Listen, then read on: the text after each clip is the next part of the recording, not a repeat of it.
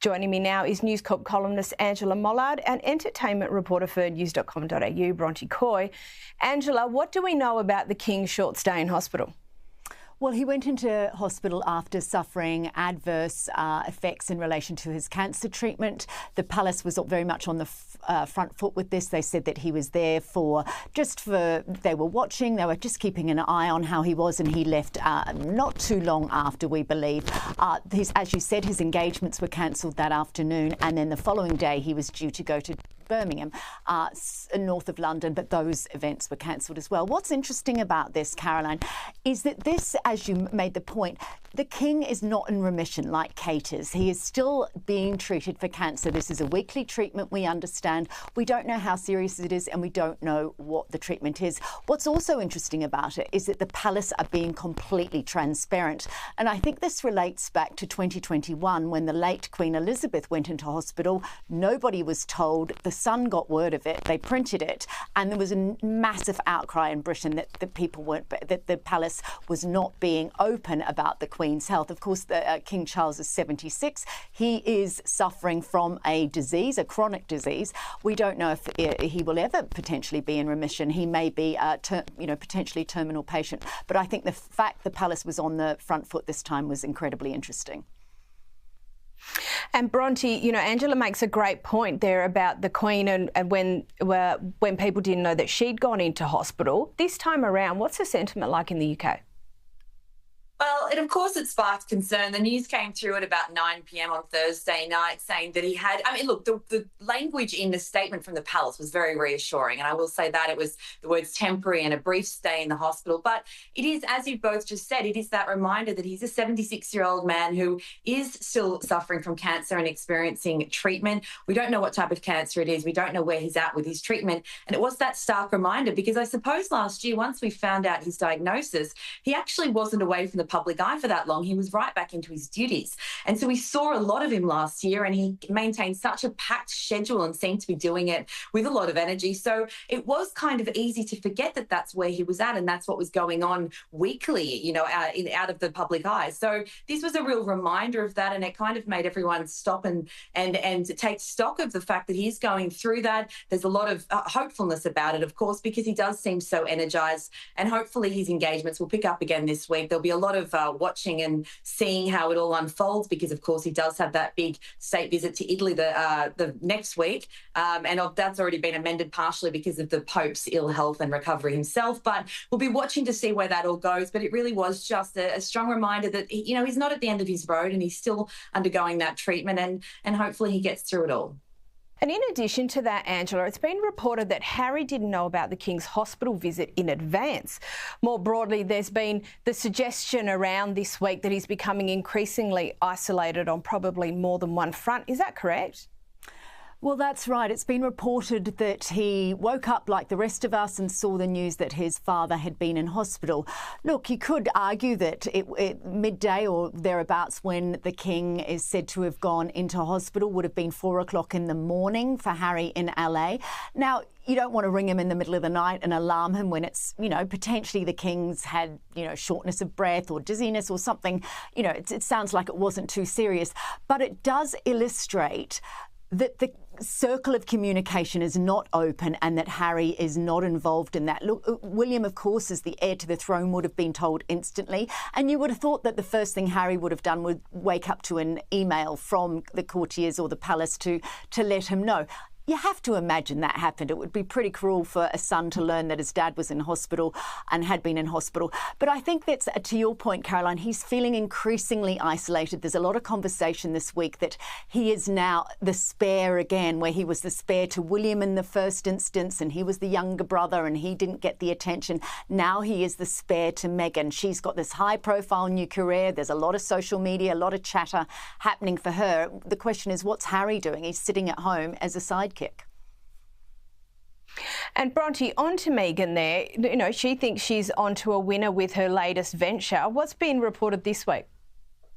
Well, it's important to reach for the stars when you launch a new business, and I suppose that's exactly what she's doing. The report in the UK Telegraph says that sources close to Meghan say she believes she'll be a billionaire with this latest venture of hers. So, of course, we've got With Love Meghan premiered last month on Netflix. We've got her podcast coming out next week. We've got the commercial arm of her company, which is going to be As Ever, the website, which will be launched at some point soon. And also she's now merchandising things on Instagram. So, look, yes, there is absolutely scope in the lifestyle guru space to be a billionaire. This is a very lucrative industry. It does remain to be seen whether this business will be the one that gets her there. If it does, I suppose we'll have a blueprint for it, how she did it, because her podcast is promising to take small ideas and show us how to turn them into billion-dollar businesses. So I suppose we'll find out if that works. Certainly she's got her fingers in a lot of pies, so to speak, mind the cooking pun, at the moment with this big rebrand. And yeah, all eyes will be on it to see how successful it is.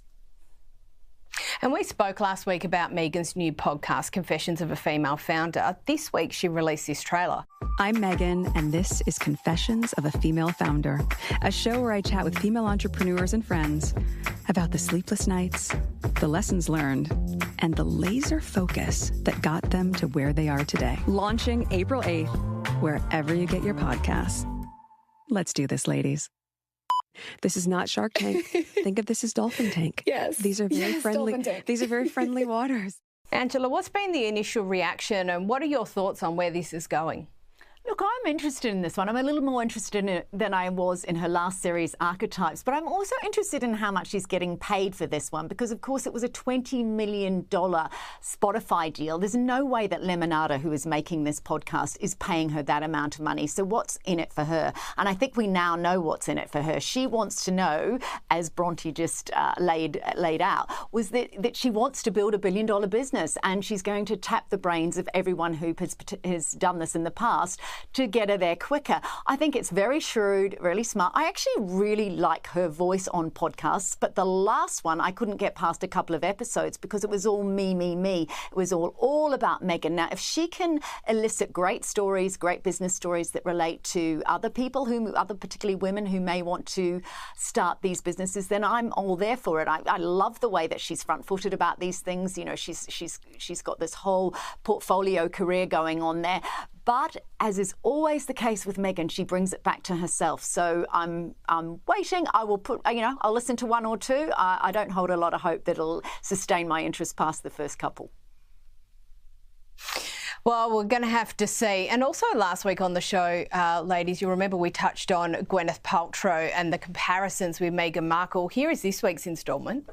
I genuinely do not understand this at all whatsoever. Do you understand this? Bronte, what's happening here?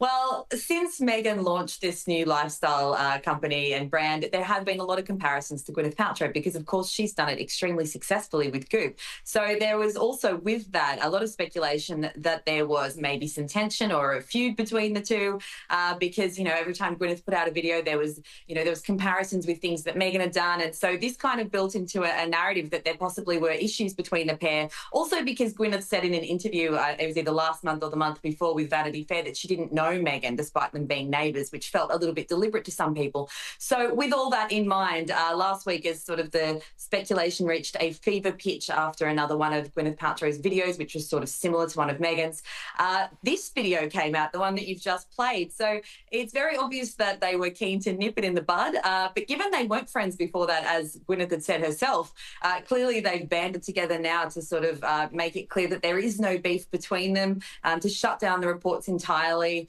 and show that there's no bad blood. Look, it was a savvy PR move, and certainly it's gotten a lot of attention for both of their companies. So I suppose it's a good PR and branding exercise as well. I thought it was great flex, personally. And Angela, Bronte raised this a little earlier about Meghan has ramped up the merchandising side of things. Well, on a number of fronts, actually. What can you tell us? Okay, let's talk about the Instagram influencer, selling her clothes on Instagram. I woke up, I saw this post, you can shop my look, and I just thought this is the most cheap and basic thing I have seen from a royal in a long time. I loathe it. I just think this is not the brand. Look, even though they're apart from the royals, she is a duchess. If you think about it, the late Princess of Wales, her the mother-in-law she never got to meet, she took her clothes and she sold them to charity so that the money could be earned for good causes. And here's Meghan spruiking her clothing, which is, you know, as I say, it's the most uninteresting collection of clothes you've ever seen. It's not the same as any other two-bit influencer is spooking on Instagram, and she's making commission off it. I have a real issue with it. I really don't like it. As for her jam, that is now about to be on the market. It's coming out in this really massive kind of oversized container. You get all this, you know, I mean, this has got to be, how much are you going to pay for jam? $10? I wouldn't be paying more than that. You know, that would be a lot. But it's being packaged like it's a precious $100 candle or something. So I mean, it's so, as I think, you know, it's so precocious. It's so sort of pretentious what she's doing with it.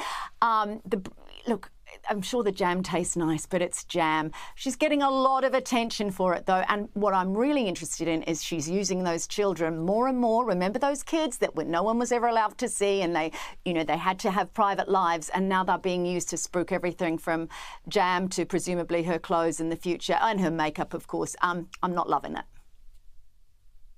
Yeah, and you're not holding back either. And lastly, Bronte, it's been reported that Meghan's show needs to be edited quite a bit for one particular reason. I've got about 30 seconds left for you. What's that reason? So I'll just stress, this has not been confirmed by Netflix or Meghan's team, but social media viewers and some media personalities have pointed out that there seem to be some obvious cuts in the episodes where it sounds as though Meghan's voice has been dubbed over asking questions, and that was potentially because during those conversations she wasn't asking enough questions and perhaps was talking about herself a bit too much. There's one that people are saying is particularly evident in the second episode featuring Mindy Kaling, where it sounds like Meghan's question is dubbed in afterwards. I will stress that's unconfirmed, and I have watched the series, so I'm going to go back now and comb through it and see if I can figure out where those cuts are that they're talking about.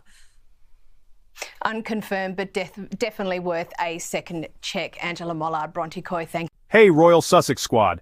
Let's talk about how Harry and Meghan continue to rise above the noise and negativity, proving time and time again why they are a force to be reckoned with.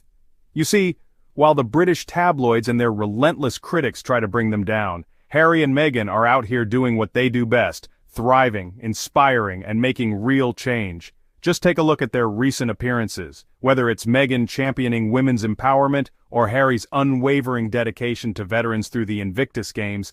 These two are all about action over empty words. And let's not forget the real reason why the media obsesses over them. It's because they can't control them. Harry and Meghan walked away from the toxicity, built a life on their own terms, and still command global attention and admiration. That's power, that's influence, and that's exactly why their haters can't stop talking about them. Yet, despite everything, the Sussexes remain unbothered. They're raising their beautiful families, securing major deals, and using their platform for good. Meanwhile, the critics? They're stuck in the same cycle of bitterness, hoping for their downfall. Newsflash, it's never happening. So to all the Sussex supporters, let's keep celebrating their wins. Harry and Meghan are thriving, and no amount of media spin can change that. Let the haters talk. It only proves the Sussexes are winning. That's it for today, squad. Stay loud, stay proud, and keep supporting real positive change. See you in the next one.